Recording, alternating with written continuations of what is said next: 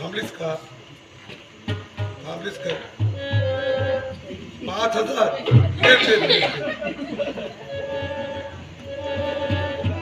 हे 5 हे 10 आमच्यापेक्षा हुशार निघालीस हा. आंबेवाल्याने दिलेले 10,000 एकटीच घेऊन चालली. तू 10,000 घेऊन गेलीस तर आम्ही काय भाटो खायचो? हरकत नाही, नाच हो पोया अध्यक्ष पटवतोय मी. पैसे जास्त घेतोय पण नाच सुरू कर.